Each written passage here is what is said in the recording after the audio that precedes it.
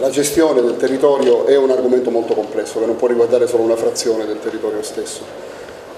Certamente quello agrigentino è un territorio, diciamo così, di confine, di frontiera, ed è una frontiera marittima, certo, che va tenuta nella massima attenzione, nella massima considerazione.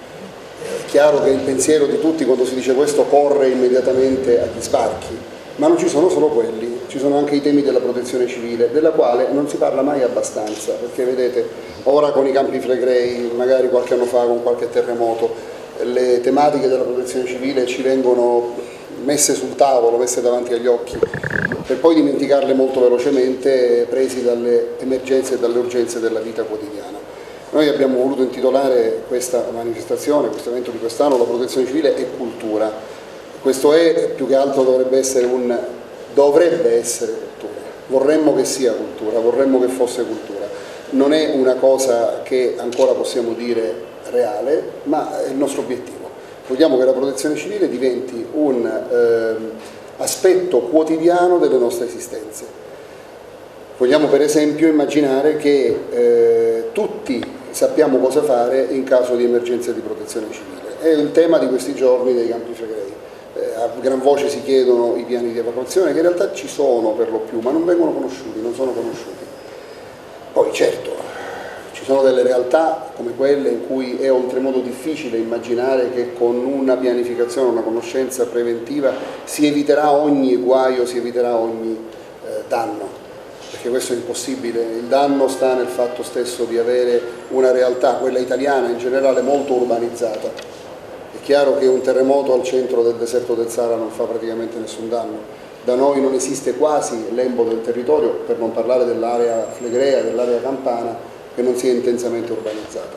Ma proprio per questo, a maggior ragione, dobbiamo mettere la cultura della protezione civile al centro delle nostre attenzioni. Ecco, lo scopo dell'evento che presentiamo oggi è esattamente questo.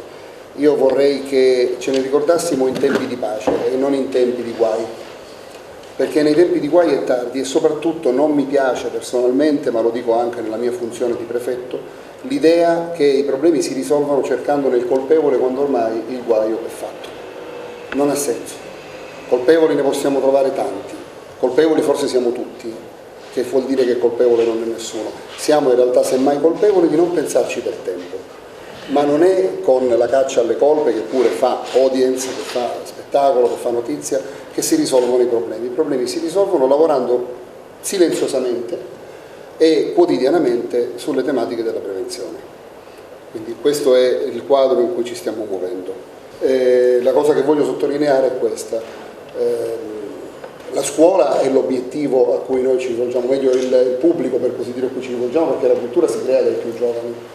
I quadri in cui ci muoviamo sono quelli tipici della nostra provincia, e quindi la marineria sicuramente, perché questa è una grande frontiera marittima dell'Europa, come ben sappiamo, parlavamo poco fa di Lampedusa, ma anche l'area montana, che è un'area molto importante, oltre che, come quella marittima, entrambe anche fonte di grande bellezza e di grande reddito, perché turisticamente questa è una delle province, non lo dico esagerando, più belle d'Italia, e quindi che ha delle attrattive molto importanti. La sicurezza servirà anche a questo, anche a garantire una funzione del territorio sicura e serena.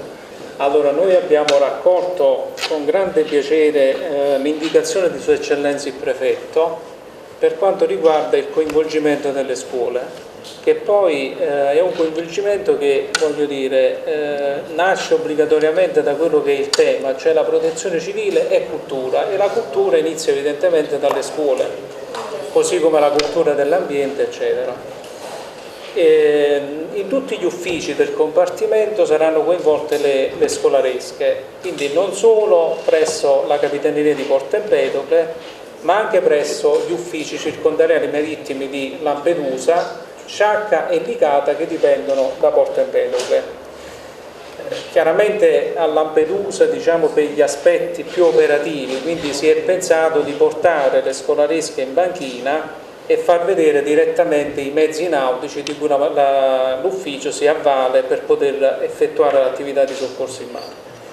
Per quanto riguarda Licata, diciamo, e Sciacca, invece l'approccio sarà proprio prettamente informativo e direi quasi formativo, sempre nell'ottica di realizzare quello che è lo scopo della settimana della protezione civile, settimana nazionale che come sappiamo inizia il 9 di ottobre e terminerà il 15.